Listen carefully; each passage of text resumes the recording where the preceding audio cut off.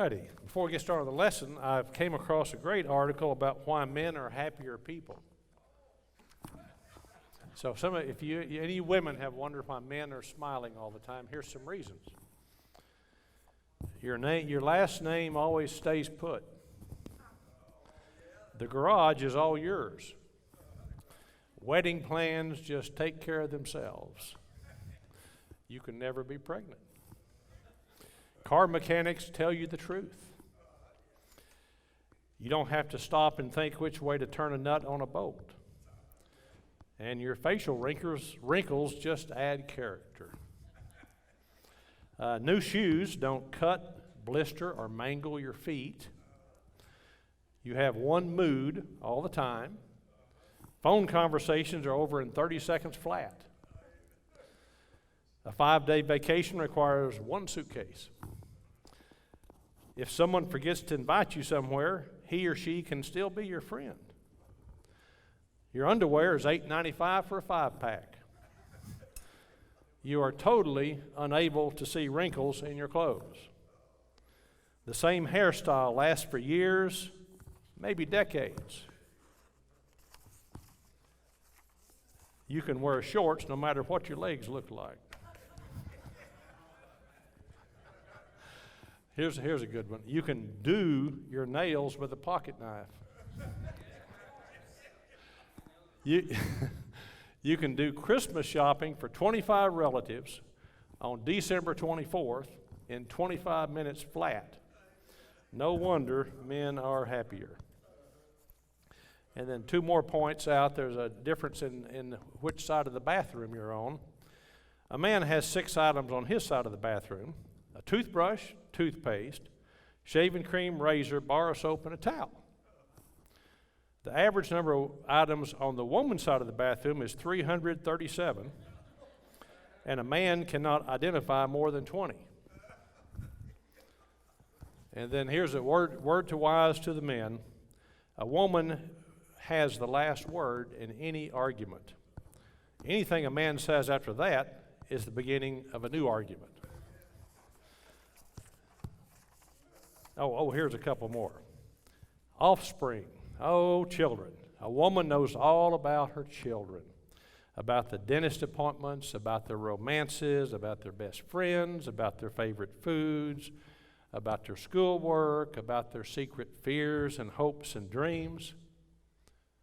But men, they're just kind of vaguely aware there's some short people living in the house. And then here's the last one, thought for the day. A married man should forget his mistakes. There's no use 2 people in the same house remembering the same thing. Anyway, thought you'd enjoy that. All righty, we're in Esther. This is Esther lesson 5. If you don't have a lesson sheet, raise your hand and we'll get somebody to get you one. Helps you follow along what we're doing. We have all the scriptures there on the lesson sheet. We always like to do a short review in case you're here and have not been here for some of the previous lessons so that you'll know what we're talking about, kind of give you a context. The book of Esther is one of the greatest stories in the Bible, I think. I certainly have enjoyed studying it and teaching it. We're calling this lesson, What Goes Around Comes Around. In review, when the book of Esther is nearing the end of Old Testament history. Most of the Jews who've gone into Babylonian captivity, the Persians captured the Babylonians, most of them have chosen to stay there. In Ezra chapter 1, about 50,000 men with their families went back to Judea to end the 70-year captivity, but most of the Jews, probably over 1 million, stayed in Babylonia and then in Persia. So at the time of chapter 1, the king of Persia is King Xerxes. So the Persian Empire at this time is the largest kingdom in the history of the world. It's 127 provinces. It ranges on the southwest from Egypt and Ethiopia up to the northwest to Turkey and to the east as far as India. So it's quite a large piece of the populated world at that time. So as we open chapter 1, it's about 486 years before Christ, 486 BC, as you know, about 400 is when the book of Nehemiah was over, and so then there's 400 years of silence in the Bible from when God didn't really speak to man that we know of until the time of Christ. Anyway, King Xerxes is the king, and he's preparing for the second Greek-Persian war. The Persians are always looking to advance their kingdom, make it even bigger, and one of the choice pieces of land or territories they would like to get is Greece. And Greece is full of city-states.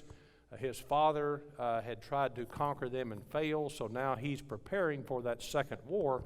And so the events in chapter 1, even though it doesn't say it in the Bible, but we know from world history that what he's doing is he's marshaling his forces, he's gathering his army, he's having banquets, he's having military parades, he's getting ready for this second war. And so at one of these banquets, after 7 days, he and all the men, the leaders, the nobles, and the military men are drunk, and he calls for Queen Vashti to come parade her beauty, and she refuses, so he deposes her as queen. And that's kind of the end of chapter 1, and then there's a 2 to 3 year stretch between chapter 1 and chapter 2 where this second Greek-Persian war. So Xerxes leads his massive army and navy into war against the Greeks. I've mentioned several times that if you've ever watched the movie The 300, this is when that occurs. Xerxes is moving against the Greeks, and the 300 Spartans hold him off for several days at the pass at Thermopylae. Anyway, he loses the war. Wins a few battles, but he loses the war, so he comes back, and so chapter 2, he's back from battle, and it's time to choose a new queen. So there's a queen contest, so to speak, and a Jew named Hadassah is chosen to be in part of that group that is going to be the queen, be made ready to be queen candidates. And so her cousin Mordecai is raising her because her parents have died. Mordecai's older, she's younger, and so there's quite a bit of anti-Jewish sentiment already in the kingdom at that time, and so he knows if she's going to be in this queen candidacy that he has to change her name. So he changed Hadassah's name to Esther, which is a Babylonian name, and of course that's what we call her from this point out. Make a long story short, basically she is chosen queen, and so, but her husband, King Xerxes, has no clue that she is a Jew because Mordecai told her to keep it quiet because of the anti-Jewish sentiment.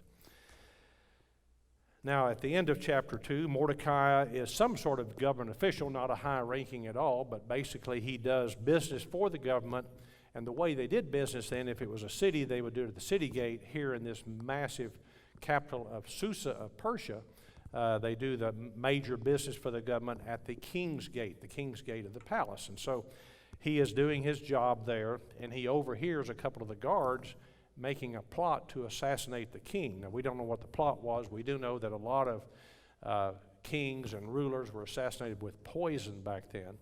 But whatever the plot was, Mordecai heard about it, and he gets a message to the queen. She warns the king, and the plot is stopped. And so those two guards are then hanged, is what most translations say.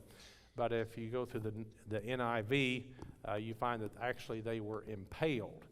That's how the Persians did not hang people by their neck for execution. They would impale them with a sharp post. Then they would hang the body on a tall post for everyone to see as a deterrent to crime. Anyway, so even though Mordecai is responsible for saving the king's life, it tells us that this is written down in the Chronicles of the Kingdom, but no reward or no recognition is given to him at that time. And that's really important, and we'll get back to that in the lesson tonight. Chapter 3 starts, and there's 5 years between chapter 2 and chapter 3. So in chapter 3, we're about 474 BC. King Xerxes chooses a man named Haman to be his prime minister or crown prince, but whichever way you call it, he's the number 2 in the kingdom. And what's interesting is, even though Mordecai apparently is bowing to the king, he refuses to bow to Haman. The Persian kings did not consider themselves gods like the Babylonian kings did. You remember back in the book of Daniel, during the captivity, Daniel, Shadrach, Meshach, and Abednego refused to bow down to Nebuchadnezzar because the Babylonian kings considered themselves gods. But the Persian kings did not. So it was just simply Persian court etiquette that if someone passed by who had a higher rank than you in government, you bowed to them. So we have no reason to think that Mordecai refused to bow to the king, but he certainly refused to bow to Haman. And so we have to ask ourselves why, because this really got under Haman's skin. And so this is where we kind of followed the breadcrumb trail that the author gave us, that in chapter 2, verse 5, the author tells us that Mordecai is a Jew, but he's a Jew from the tribe of Benjamin, and he was a descendant of the man named Kish. If you remember, there was a king of Israel that was descendant of Kish named King Saul. Okay, that's very important. We're going to learn that. Chapter 3, verse 1, we find out that Haman is a descendant of King Agag. So here's the background. You know, back in the Middle East, they know their ancestry. And their ancestors' enemies are their enemies. And that's kind of how they are even today. They carry those things on forever.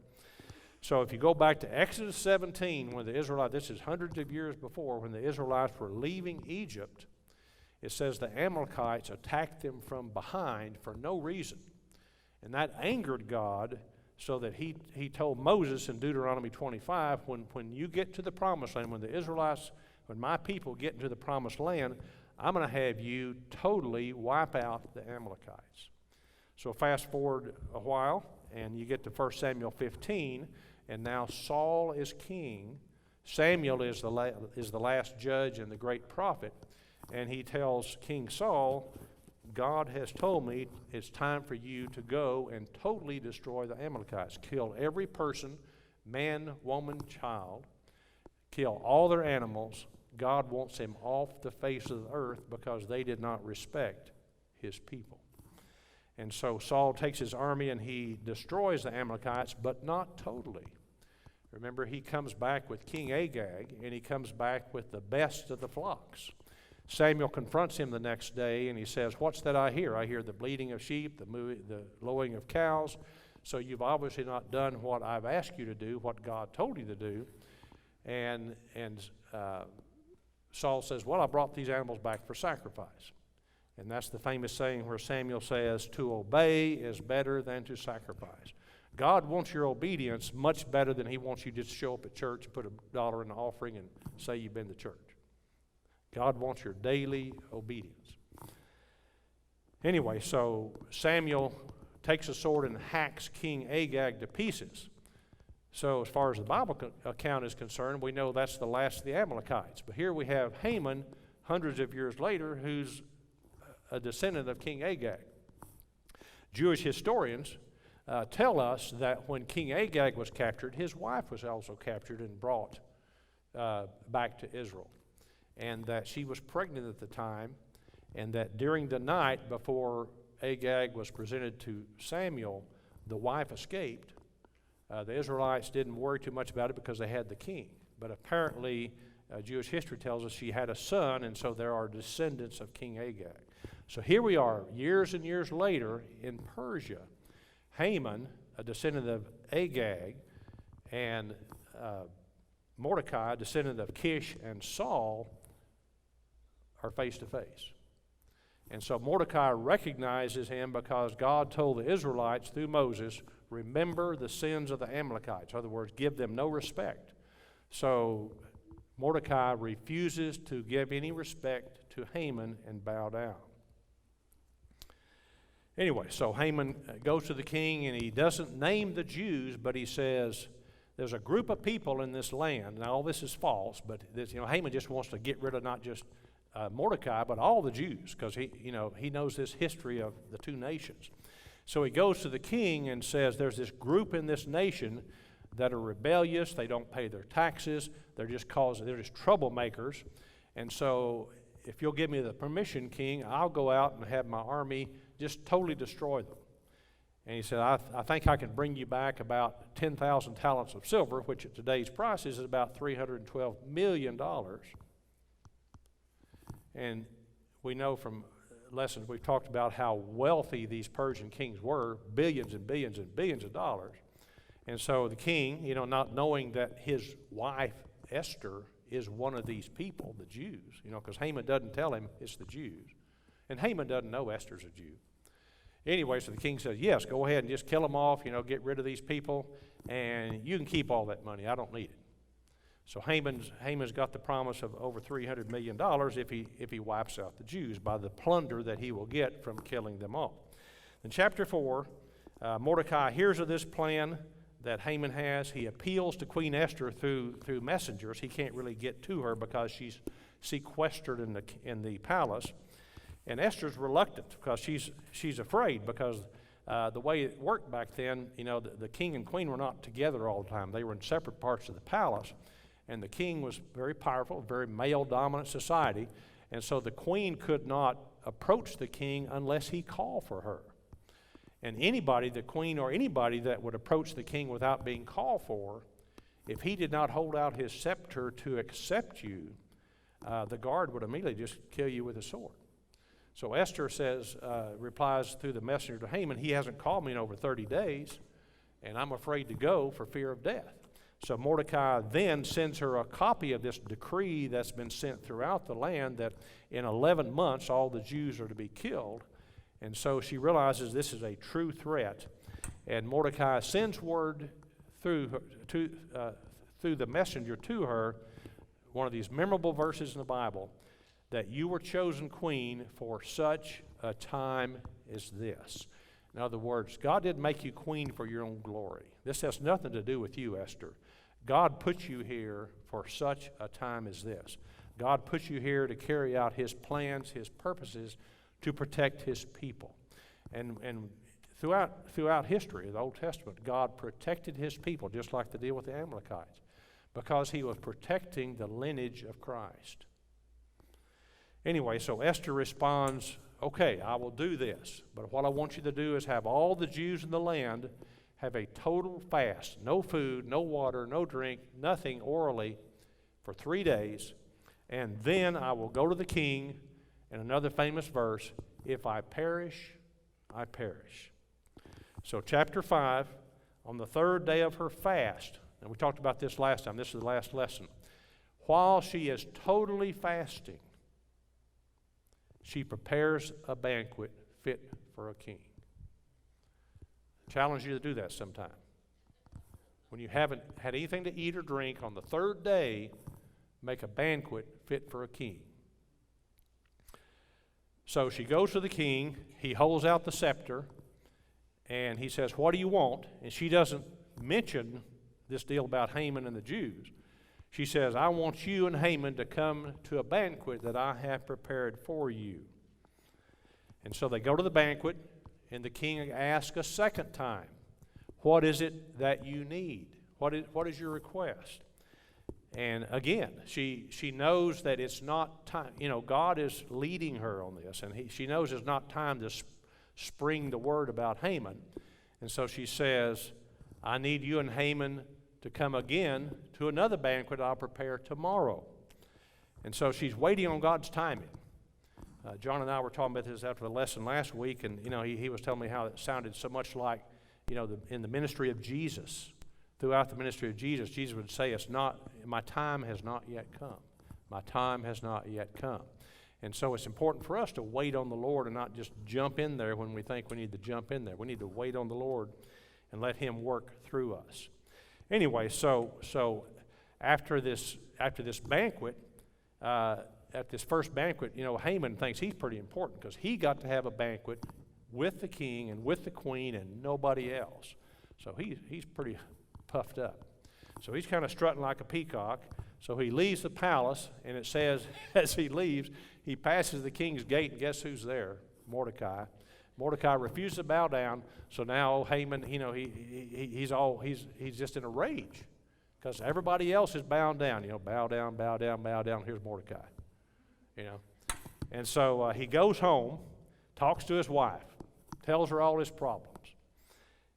And, first of all, it says he brags about his power and his wealth and how he got to go to the banquet with the king and the queen. So he's brag. but I got this problem. I got this Mordecai problem. This guy won't bow down to me. It just irritates me because I'm the crown prince. I'm the prime minister. He won't bow down to me. And Haman knows why. I mean, he knows he's a Jew, and that's why he wants to kill off all the Jews. Well, his wife says, okay, we can fix this Mordecai problem. Said, you don't have to wait 11 months when all the other Jews are going to be killed that the king's already given you permission for and made a proclamation that's gone throughout the land. Instead, why don't you just build a 75-foot gallows and have him hung there? I mean, you're the prime minister after all. I mean, you can do that, Haman. Again, not hung by the neck, but impaled and then hung. And 75 feet is 7.5 stories tall. This is 44, so almost twice that height of this. So in other words, for all to see, to make a true example out of somebody that wouldn't pay homage to this wicked Haman. Okay, so that gets us down to where we're starting tonight. So hopefully that kind of got you a little context. Chapter 6. Now remember, and I say this every time, most of us are familiar with this whole story. It's an incredible story. But what you have to remember is that people in this story don't know the end of the story. They're living it day by day. And so Esther and Mordecai are faithful Jews, and they have faith in God. They've expressed it that they know that somehow God's going to save his people. They don't know how, they don't know who, but they're waiting for God to move them in their motions, in their actions, in their words. Remember, we've talked about how when we studied Ezra talked about the hand of God, how it moves. And so we talked last time about, how Esther and Mordecai kind of consider themselves as gloves on the hand of God. And so the hand of God was not seen, but it was inside them, moving them. And we also talked about how it's kind of like, even though God is not talked about as God in this story, it's like the story's a ship and God's the rudder. And you see this throughout this story, that everything happens just as it works for God to achieve his purposes, even though he's not seen. So, a rudder on a ship is underwater, but it's guiding the ship. Or the hand of God is inside of us, and we are to yield to the power of the Holy Spirit so that, that unseen power is working in our lives for us to be the hands and the eyes and the feet and the tongue of Jesus. Okay, chapter 6. So, verse 1 and 2. That night, the king could not sleep. So this is the night after that first banquet. So he ordered the book of the Chronicles, the record of his reign. So he didn't have an iPhone to pick up and check Facebook, check the weather, blah, blah, blah. What do you do back then? There's not even electric lights, no real bathrooms. You call your attendants, and they read the book of the Chronicles, in other words, the history of his reign. Everything that happens, that's important is written down. So they read these Chronicles, the record of his reign, to be brought in and read to him. It was found recorded there that Mordecai had exposed the plot of Bigthana and Teresh, two of the king's officers who guarded the doorway, who had conspired to assassinate King Xerxes. So he's suffering insomnia. So sometime during the night, he wakes up, he can't sleep, rings the bell or whatever, and brings his attendants in and says, come and read to me. And I think he's probably hoping that they're reading. It's kind of like a bedtime story. He's hoping they're reading history would put him back to sleep. But instead, it does exactly the opposite, because they come across the story of Mordecai saving his life 5 years earlier. And he says, stop, wait. Verse 3, what honor and recognition has Mordecai received for this? The king asked. The attendants say, nothing has been done for him. So, remember, Haman is getting ready to tell the king about his plot to kill Mordecai the next day. So the king doesn't know about that yet. So here you have God moving the ship again, the rudder on the ship. So Haman's asleep, the queen's asleep, Mordecai's asleep, The city's asleep, but God's keeping the king awake. And God's causing him to want the Chronicles to be read. We keep coming back to this verse in Proverbs there on your lesson sheet. And I did this one from the Passion Translation. It's as easy for God to steer a king's heart for his purposes as it is for him to direct the course of a stream. So God doesn't just work through Christians. He can steer the heart of a king, even if it's a pagan king, because God has his purposes on this earth, and he can use people, just like he used King Cyrus back in Ezra 1 to release the Jews back, and that was even prophesied hundreds of years before that, by name. So here God is keeping the king awake, and I love those first two words in verse 1, that night. That night. In other words, the time was ripe. That's the way it is with God. Here he is at the 11th hour doing the most unexpected thing. Nobody else was awake in the whole town, including all the other main characters in this story, but God's moving the heart of a king in the middle of the night, just at the right time. And the king now realizes that he owes his very life to this obscure Jew named Mordecai, that he has no clue who he is.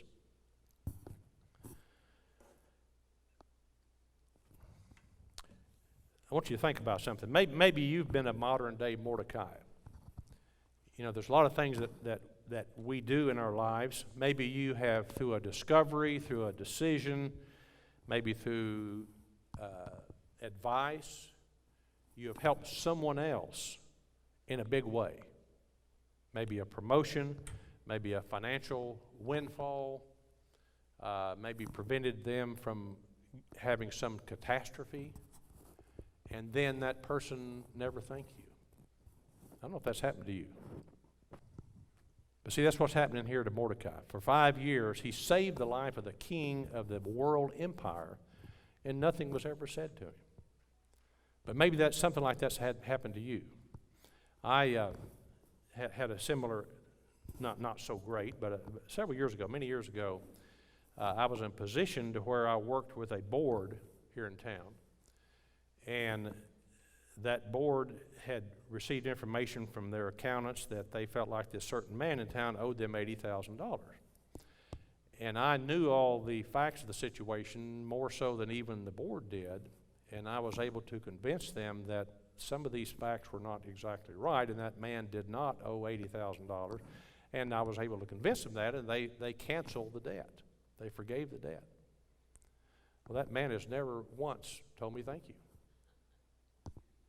Anyway, so here's your choice in that situation. You can be bitter or you can be better. See, Mordecai chose to be better, not bitter, right?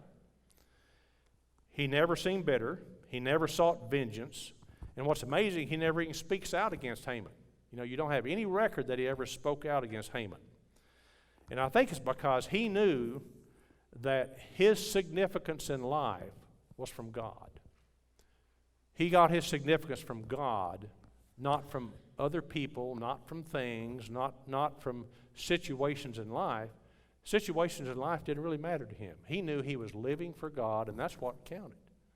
And so all this other stuff doesn't really matter if somebody doesn't thank you, if somebody doesn't recognize you. Big deal. That's not who you're living for. You're living for God. You're living for God. I love Hebrews 6, verse 10. God is not unjust. He will not forget your work and the love you have shown him as you have helped his people and continue to help them. Don't you love those words? God is not unjust. He will not forget.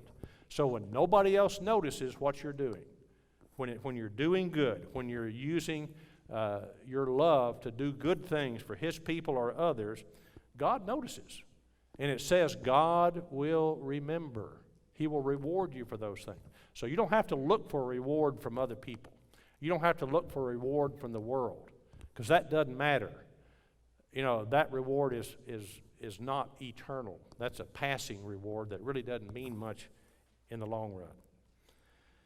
Anyway, so as soon as King Xerxes heard that nothing had been done for Mordecai, he begins to think and imagine what could be done to reward this guy that saved his life. And he starts thinking, who can help me figure out how to reward this guy? So you kind of get the idea that he woke up in the middle of the night, he couldn't sleep, he got the story read, then it just kept him awake thinking about this. So now as the sun's coming up, he asked the logical question. Verse 4 and 5. The king said, "Who's in the court?" Now Haman had just entered the outer court of the palace to speak to the king about impaling Mordecai on the pole he had set up for him, that 75-foot pole.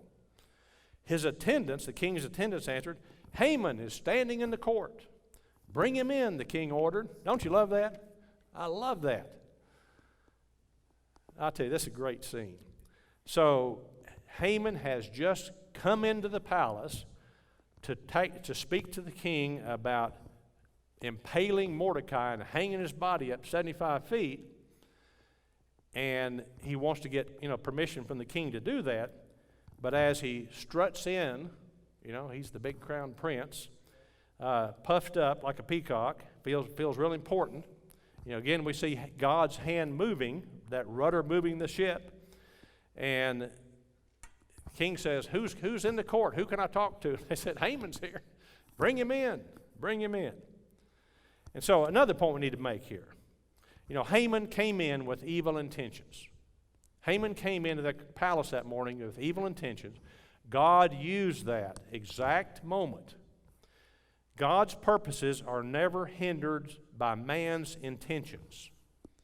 People make choices, good choices and bad choices, good choices and evil choices, but God can use any of those choices to further His plans. God isn't waiting on us to make the right choice so that He can do what He needs to do. I'm sure it helps if we do make the right choices, but does not hinder God if we blow it. So don't ever feel like that the kingdom of God is all waiting on your shoulders. God's got His plans. He's going to find somebody to do His work, and sometimes they're even pagans. So here God is using Haman's wicked scheme to further His purposes by timing when Haman shows up. So before Haman can get a word out of his mouth, the king fills his ears with very unexpected words. Verse 6. When Haman entered, the king asked him, "What should be done for the man who the king delights to honor?" Now Haman thought to himself, "Who is there that the king would rather honor than me?" Mr. Full of pride, Haman. The king says, what can I do to a person I want to honor? And of course, Haman's thinking, that's got to be me he's talking about. Anyway, so Haman just thinks up all the stuff he can think of that he can just picture him in. So he says, let's stop there for a second. I'm going to point out some things here. I was thinking about it as I was studying this. Think about what he already had, okay? Here's this guy. He's already got power. He's the second in the control of the biggest kingdom in the world. In 11 months, he's going to have incredible fortune when he plunders the Jews and has about $300 million worth of silver. So he's got power and he's got fortune. So what is he lacking? He's lacking fame. Okay? Look at 1 John 2:16-17. You can take almost every sin in the world and categorize it one of three ways. For everything in the world, not the lust of the flesh, the lust of the eyes, and the pride of life, comes not from the Father, but from the world. The world and its desires pass away, but whoever does the will of God lives forever. And so if you think about fortune, that's one of the lusts of the eye. He already had that. You think about power, that's one of the ways to have a pride of life, because you're proud of your power. So what was he missing? He was missing fame, which is one of the lusts of the flesh. So he wants to complete the triumvirate of sin. That's the worldly way. But it doesn't really make you feel any better. It doesn't really satisfy you. He just wanted more. Verse 6-9. So he answers the king. This is the king's asking him, what can I do to honor the man that I want to honor? For the man the king delights to honor had them bring a royal robe the king has worn, a horse the king has ridden, one with a royal crest on its head, and then the robe and the horse be entrusted to one of the king's most noble princes. Let them robe the man the king delights to honor, lead him on the horse through the city streets, proclaiming before him, this is what is done for the man the king delights to honor. So historians tell us that, world history tells us that the Persian kings, when they rode their horse, there was a replica of the king's crown on the horse. There's not a thing in Esther that doesn't go along with world history. It's amazing. We have, at this time in history, 400 and something years before Christ, we have a lot of external history, and it's amazing how it just goes right in with Esther. More proof of the Bible. Anyway, so he says, okay, let's take some of your robes, take your crown, your horse, and take a real high noble, pull them through lead them to the city, tell the city, this is a great man, the king wishes to honor him, so basically inferring all of you should honor him the same way. So, Haman's just imagining himself on that horse riding to the city with the king's crown and the king's robe and everybody bowing down, and he just can't wait. He just can't wait. So the king thinks Haman's suggestion is really great. He says, man, that's a great idea. That's terrific. And then one of the favorite verses I have. Verse 10. Go at once, the king commanded Haman. Get the robe and the horse and do just as you suggested for Mordecai the Jew, who sits at the king's gate. Do not neglect anything that you have recommended. Amazing, huh? So can you imagine Haman's face? He comes in to tell the king that he wants to impale Mordecai and puts him on a post. And the king said, before he gets a chance to say that, he says all this stuff about honoring somebody. And he said, now go do that to Mordecai. Haman's thinking, am I hearing the right word? Is this the same guy we're talking about here? Anyway, so the king says, since you're the number 2 man in the kingdom, I want you to be that most noble prince that leads this guy around and announce how great he is. So again, you see God's rudder leading this ship. It's just amazing. It's not seen, but it's there. So what goes around comes around.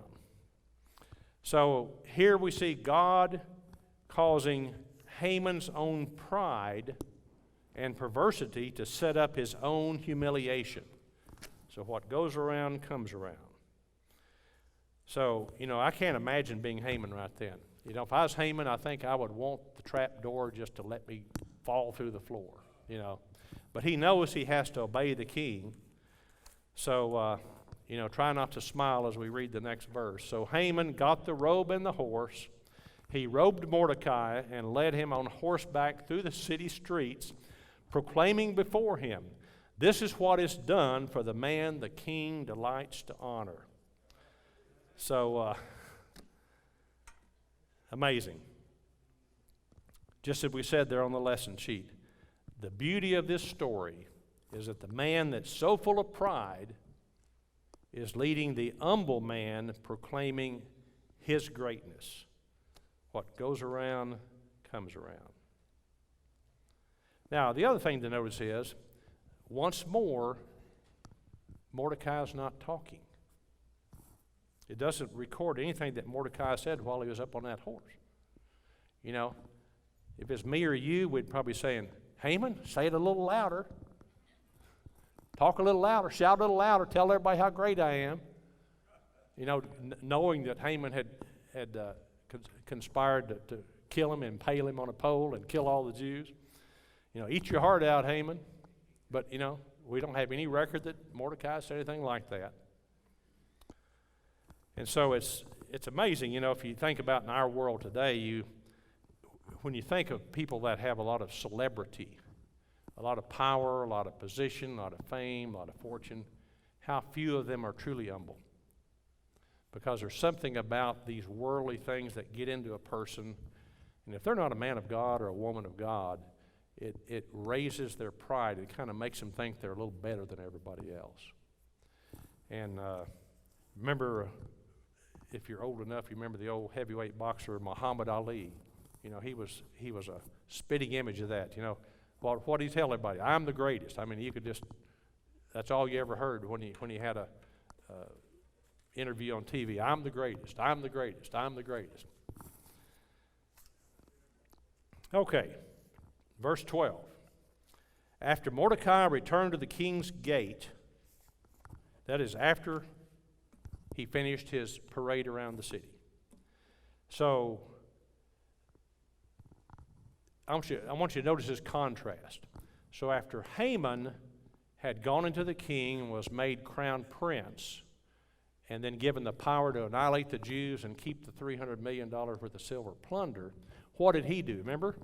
He went home and he bragged to his family and all his friends, had a big banquet for all his friends and his wife, and bragged about how powerful he was and how wonderful he was and how magnificent he was because of the glory that had just been given to him. Now compare that with Mordecai. Here, after the humble Mordecai is honored, he gets off the horse and goes back to work. See the difference? It doesn't say that he decided it was time for promotion for himself. It doesn't say that he went out and bragged to all his friends and family. It says, afterward, Mordecai returned to the king's gate. It's kind of like, they've made the rounds in the city and they're getting back close to the palace, and he says, Haman, I'm done with this. Stop me by the king's gate. He gets off and he says, Haman, get this robe off, get this crown off. I got to get back to work. And that's the kind of guy Mordecai was. And it doesn't say anything about him saying anything against Haman. Anyway, so if you're kind of like me, it's kind of like you're waiting for the shoe to drop. The other shoe to drop. You've heard that saying before? It's like you kind of know something's coming, right? I always like where sayings came, but just kind of aside from the lesson. I like to look up where sayings came from.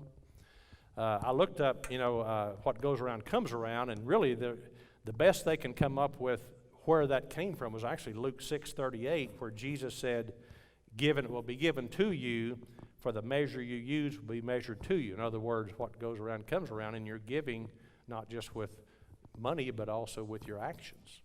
So they think that's where that came from. But as far as for waiting for the other shoe to fall, they say started in the New York City area in the late 1800s. And this is when thousands and thousands of immigrants were coming to New York City from other countries to the American dream. And they had to build a lot of apartments to house all these people, and they had to build them quickly, and so they're not necessarily built real well, but they were wooden. And so you'd have bedrooms on top of bedrooms on top of bedrooms, all wooden, and this is long before insulation was invented. And so you'd be laying there in your bed at night, and there'd be bedrooms above you, and of course it's cold. The only heat in the house is the fireplace in the kitchen, and so you don't take off your shoes before you go to bed. So you go to bed, and you sit on the side of the bed, and you take your shoe off, and you drop it on the wooden floor. And so the person below you or the person above you hears that shoe hit the floor and knows you're getting in bed. And they're waiting for the other shoe to drop so they can go back to sleep. So waiting for the other shoe to drop means you know something. You're waiting for what's going to happen because you know what's going to happen. Okay? Anyway, I thought you might enjoy that. Okay, verse 12b to 13a. This is on the back of your lesson sheet. So Haman rushed home with his head covered in grief and told Xerxes, his wife, and all his friends everything that had happened to him. Okay, remember last time Haman went home, he was puffed up, he was bragging how great he was. This is one day later. One day later, he rushes home to his wife and his friends, and now he's got his head covered. That was a sign of shame when you covered your head. The Jews would put ashes on their head, but I guess the Persians would just cover their head. So he comes home in shame, and he starts whining. That's how you describe this. He tells all his wife and all his friends everything that happened to him. Now see, this is what you notice about people. When you come across a person that's full of pride, when something happens that doesn't go their way, what do? they blame others. It's never themselves. They blame others because it couldn't be them. I mean, they're perfect. They're wonderful. They're puffed up. They're the peacock. But if something bad happens to me, it's somebody else's problem. They caused this. And so here he is. He's telling his wife and his friends all this stuff that happened to poor, pitiful little Haman. He's blaming them for his misfortune. Rather than saying, I brought this on myself. God's trying to teach me a lesson. That's the way we ought, when things happen to us that's from our bad choices, that's the response we should have. 13b, his advisors and his wife Xerxes said to him, since Mordecai, before whom your downfall has started, is of Jewish origin, you cannot stand against him. You will surely come to ruin. So we assume here that this is the first time that they've told him, he's told everybody that Mordecai is a Jew. Because that's when they say, uh-oh, you're in trouble, buddy. You picked on the wrong person. In other words, they have their theology right. They must know something about, the Jews must have some aura of respect in that community. And it all goes back to what's called the Abrahamic covenant in Genesis 12. And this is the promise that God made to Abram about he and his descendants. He said, I will make you, meaning the Jews, a great nation. I will bless those who bless you, and whoever curses you, I will curse. So God is promising Abraham that he would protect his people, and anyone that cursed them would pay a terrible price. And somehow, Haman's wife and his friends knew this. And they heard that this guy he's been wanting to kill and kill all his people were Jews. They said, you have picked on the wrong person. You are in bad shape, Haman. This is not going to go well for you at all. Verse 14. While they were still talking with him, the king's eunuchs arrived and hurried Haman away to the second banquet Esther had prepared. So he's just been home a few minutes, long enough to blame everybody else for his problems, and long enough for his wife and friends to warn him that he picked on the wrong person. Knock is on the door. The king's eunuchs are there to escort him. I'm sure he's taken in some carriage or on a horse to the second banquet. And that's when we find out what goes around comes around. And don't you know, as he was leaving, being escorted, he glances up at that 75-foot gallows he had just built the night before to put Haman on, thinking, I think I did the wrong thing. Anyway, so that's the end of that chapter. We'll start with the next chapter next time, but I was going to tell you a couple of lessons I thought we need to think about. Got about 5 minutes here. Number one, your strength is in your roots. Where I got that word, that at work I have some great co-workers. I have Tessie Hans. I don't know if you know Tessie. Tessie and Holly and Brian are our three phone answers at our clinic, and they answer about 400 phone calls a day, and they smile all the time. I can't imagine my phone ringing 100, 150 times a day and me smiling at the end of the day. But Tessie and I like to talk about what we learned at church. And about 2 months ago, she goes to Eternal Life Church in Marlow, where Dan Anderson is a pastor. Dan came here for a while. And she was telling me that Dan was telling the story of Samson the day before in church. And she said he described how the reason Samson regained his power when his hair grew back out was because his strength was in the roots. The strength wasn't in the hair. The strength was in the roots. And I've been waiting to figure out a way to work that into one of my lessons. I just love that. And so if you think about that, think about Mordecai, knowing where his strength was. He knew his strength was in God.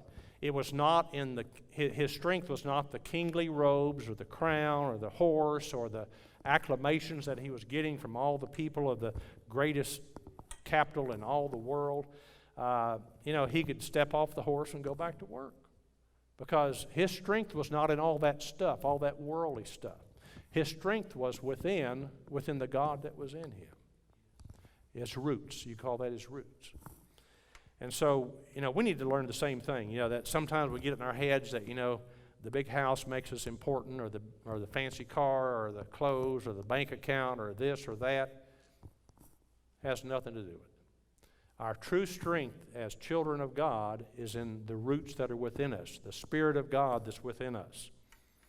We are children of God. That's our true roots. Last lesson, if you're here 2 weeks ago, we played the song Same Power by Jeremy Camp. The same power that was in Jesus is the power that's within us. And that's our strength. So just like the rudder on the boat's unseen, the hand in the glove is unseen, the roots within us is unseen, but that's still the source of our power. Okay, second lesson. When God seems absent, he's present. So there's a period of time in this story, as far as Esther and Haman are concerned, it seems like God's kind of absent because things are going bad fast. They've got this proclamation against the Jews. And then Haman's got this plot against Mordecai.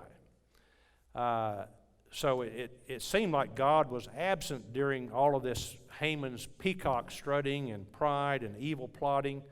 But I'm telling you, God knew every nasty thought that Haman had. God heard every evil word that Haman spoke. God saw every prideful action that Haman did. So yes, he was invisible. He was the rudder on the ship. He was the hand in the glove. But he was not out of touch. He was not absent. He was there guiding the story. So God had not forgotten his people or his promises, even though it seemed like he was not there. I've got a story to read to you. I think I've told you, Chuck Swindoll's a great preacher, and I think he's retired now, but I have a book of his sermon illustrations that Kathy gave me one Christmas. And I found this story. It kind of goes along with what we're talking about here. There was a story of a man who was shipwrecked alone on an uninhabited island. He painstakingly built a little hut for protection from the elements, where he could keep the few items he had salvaged from the wreck. So for weeks and weeks, he lived with only the hot sun and the cold nights and the tropical storms for company. Prayerfully, he scanned the horizon for the approach of a ship. Nothing came. Then one evening, when he returned from a search for food, he was terrified to find that his little hut was in flames. As he stood there, unable to put out the fire, he was crushed by the disaster. What few little possessions he had managed to get off the ship were now gone up in smoke. He went to sleep that night near the ashes, listening to the surf pounding on the sand and despair throbbing in his heart. Early the next morning, he awoke to find a ship anchored off the island. The first ship he had seen in all the weeks he had been searching for the hope of a rescue. Still trying to believe his eyes, he heard footsteps, and then he heard the captain's voice. Captain said, "We saw your smoke signal, and we came to rescue you." So here's the point. Everything the maroon man owned had to be destroyed before he could be discovered and rescued. God seemed to him so distant for so long, but God was working on both ends to bring the ship of rescue near just at the right time and to reduce the maroon man to nothing in order to bring him to his knees. Amazing, huh? When I was a kid in church, we had a preacher that liked to use this saying that I didn't understand. It was, man's extremity is God's opportunity. You may have heard that if you're about my age. Man's extremity is God's opportunity. I remember asking my dad, what does that mean? I don't understand that.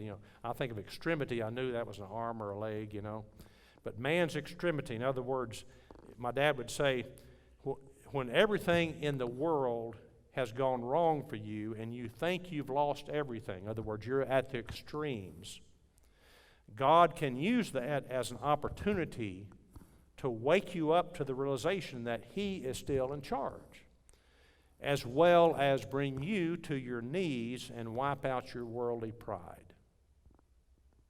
So man's extremity is God's opportunity. So just like that shipwrecked man, everything that he was putting faith in had to be destroyed, so that God, even though God seemed distant, He was working behind the scenes in a silent way to make His rescue possible, but at the same time reduce the man's faith in his possessions.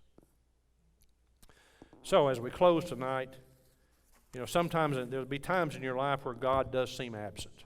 I mean, let's admit that. Times where we're going through tough times, we don't see how it's going to work out, just like Haman and Esther had no clue how this was going to work out. But just like they did, we've got to have faith that God is truly in control. He's the rudder. If you have faith and you're a Christian, you're a child of God, He's the rudder of your story. He's the hand in your glove. If you're yielding to Him, even though you don't see the future, you don't see tomorrow, you don't see next week, He knows the condition of your soul. He knows your challenges. He knows your struggles. And He's faithful. He's heard your prayers. He's there. He's not absent. So let's have faith in Him. Just like Rick Van Hoo said Sunday, God is not just good. He is great. He is great. Our God is great. Anyway, that's Esther Lesson 5. Come back in 2 weeks and we'll keep going. It gets better from here.